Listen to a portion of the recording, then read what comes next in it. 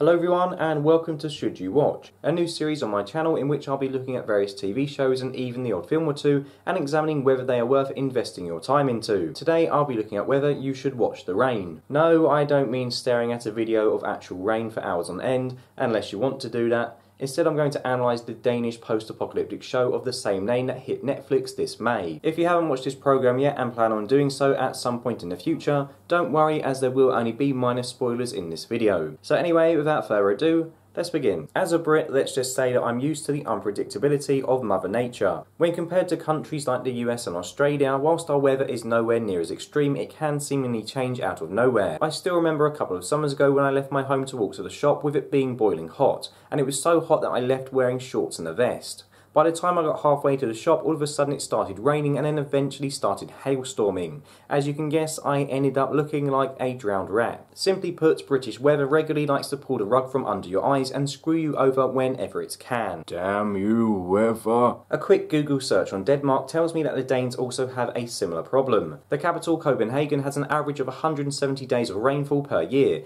And I've read that online that sometimes these showers can seemingly come out of nowhere, last for a few hours and then disappear. Personally, I don't mind the rain as I'm not really good with heat, so a bit of water doesn't really bother me. But can you imagine for a moment that if every time it rained your life was potentially in danger? Well, that's the main hook of The Rain, and I find this hook to be as interesting and scary as it is a bit silly. So what do I mean by this? Well, The Rain begins with a cataclysmic event with the skies of Denmark becoming overcast, with anyone who is unfortunate enough to be caught in the rain dying a very violent death, coughing up their guts and frothing at the mouth until they are no more. To me, this is genuinely a unique and pretty cool concept, and it really helps build up tension, especially in the first half of the show. There's many moments in which the protagonists find themselves out in the open when it's clear that the weather is about to take a turn for the worst, leading them to scramble to shelter as fast as they can lest they be brutally killed. I absolutely love the sense of urgency and panic caused by this.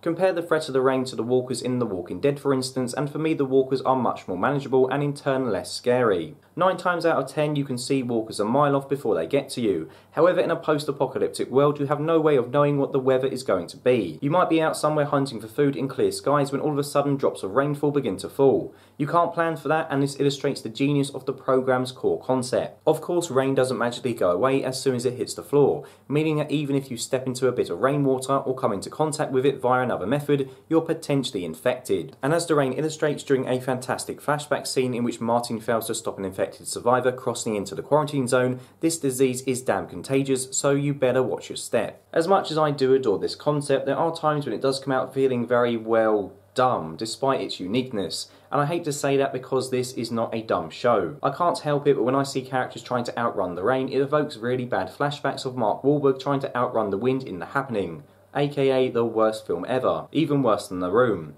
At least that film made me laugh. Also, it can be hard at times to take the idea seriously that the rain is so dangerous and deadly when some of its characters are so nonchalant about it. For example, in episode 3, Martin takes shelter under a damaged bus when it rains, and almost has his head outside the damn bus. Move your body into the bus, man, what are you doing? Again, in the next instalment, Simone and Martin are inches away from the rain when they are standing beside a barn door.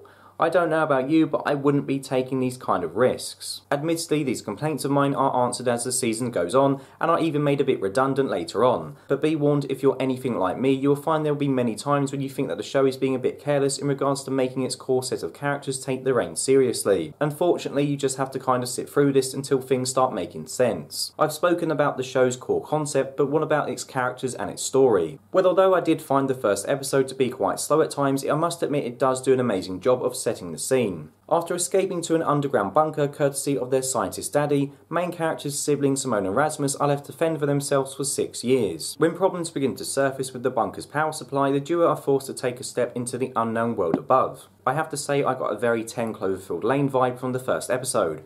Well, minus the craziness and the weird alien fight at the end of the film. But anyway, for me, that's a good thing. As soon as the pair of them stepped outside, they both ended up being held at gunpoint by a group of survivors, and that's the end of episode 1. Personally, I would have liked just to spend a little bit more time focused solely on the pair of them outside the bunker. However, I can't deny this ending didn't leave me wanting to watch more, and it's a delightfully bittersweet way to end the pilot. I mean, prior to this conclusion, Rasmus was seen pleading to his older sister about how sick he was of being in the bunker, protesting that he wanted to go outside and see the sun. Well, turns out he did get to see the sun for all of about 10 seconds, that is, before he got a gun shoved in his face. All in all, I would say it's a well-written cliffhanger that caps off a decent opener. The group that are encountered at the end of the first episode become the group in which Simone and Rasmus team up with throughout the whole season. Although they start off initially being unlikable, on first viewing appearing to be the generic post-apocalyptic bad guys, by the end of the season I found myself caring for each and every single one of them. And the big reason why I felt this way is because How the Rain uses flashbacks. Yep, that's right, Scott Gimple, when used correctly, flashbacks can actually enhance a show.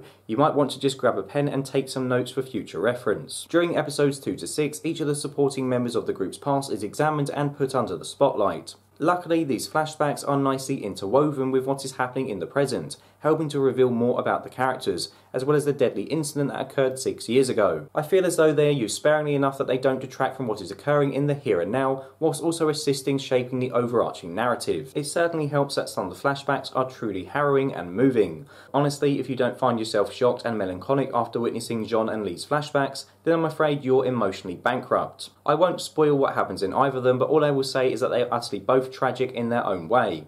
I would say that even Patrick's flashback, which when compared to others is nowhere near as messed up, still manages to stir a response. Well, from me at least it did anyway. In the present, Martin tells Patrick that they aren't really friends, and if it weren't for circumstance they would have never met. Now, taken on its own, this can seem like a throwaway moment. However, when we delve into Patrick's past, we find out that he was a loner who had no one, and this single line uttered by Martin goes on to have all the more significance. In fact, we discover that when Patrick ran into Martin after the deadly rainfall fell, Martin told him he was glad to have found him, something which Patrick remarks no one had ever said to him before. This helps to illustrate how Patrick values what he perceives to be their friendship, helping us as viewers understand why Patrick becomes so despondent when Martin says that he doesn't want to be mates. There's a real human element to all these characters, which after watching the last 2 seasons of The Walking Dead, which features dialogue written like something circa the prequel era George Lucas, is bloody refreshing. I would say that the entire cast is pretty strong, and although each core cast member does get a lot of time to shine, Simone is probably who I would consider to be the lead, and I liked her a lot. She's clever, resourceful, has her head screwed on, and is someone I genuinely enjoyed watching. Despite this, I do feel at times that the story can sometimes drag these characters down a tad. Although as mentioned already, the concept of a disease being spread through rainfall isn't something that I've encountered before,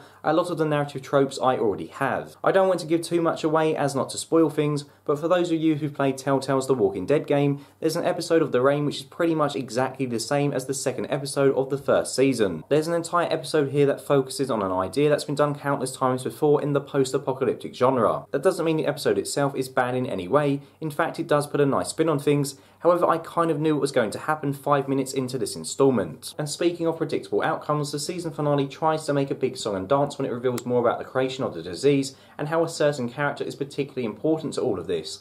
However, there's literally flashbacks alluding to this in the first episode.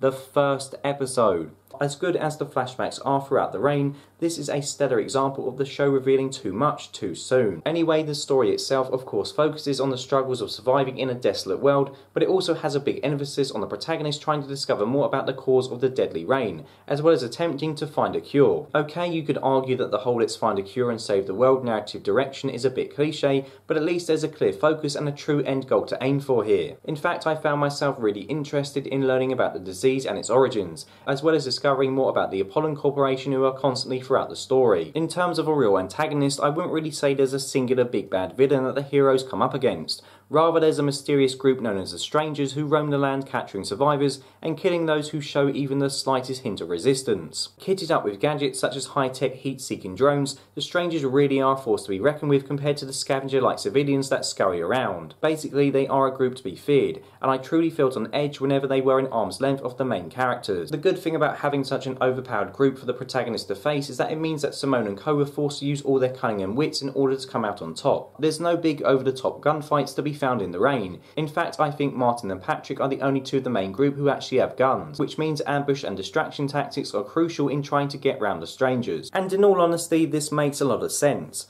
Denmark, like the UK, has very strict gun laws, so it wouldn't be reasonable for all the survivors to be walking around with machine guns strapped to their hips. The lack of available weaponry makes the tooled up Strangers seem all the more intimidating and powerful, and I really like that besting them didn't just consist of going somewhere else and finding some more guns. So we now come to the big question, that being, should you watch The Rain? Well, I'm going to go out and say yes. For me, its core concepts alone, along with its cast of likeable and well-developed characters, are enough to see me through its relatively minor problems. As discussed, The Rain does tread familiar ground that's already been covered by similar pieces of fiction in the genre, but honestly, what post-apocalyptic work doesn't? It's going to sound like a weird comparison, but The Rain actually reminded me a lot of the PS3, PS4 game The Last of Us. When you look at The Last of Us objectively, it doesn't really bring a whole lot of new ideas compared to other end-of-the-world stories, yet this doesn't detract from the fact that it's an incredible game. Okay, it's not as good as The Last of Us, however it does manage to be entertaining and enthralling despite seemingly borrowing other ideas from shows and books in the same genre. Hell, now that I think of it, the ending of The Rain reminded me a lot of The Last of Us as well. If you're still on the fence about giving it a go or not, I should let you know that it's only 8 episodes long,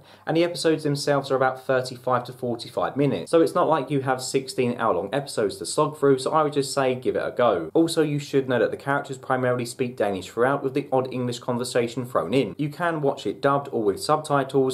I watch in subtitles because honestly dubbing just does my head in, but ultimately it's up to you. Anyway, that's that for this video. I really like this show even though it does have its flaws, so yeah, I think you should give it a go. Anyway, as always, please let me know your thoughts below. Are you going to watch The Rain now because of this video? Have you already seen it? Whatever your feelings are, just write in the comments under this video. Also, if you want to suggest any other shows or programs for me to cover, just let me know as well. Anyway, thank you very much for watching, and until next time, goodbye.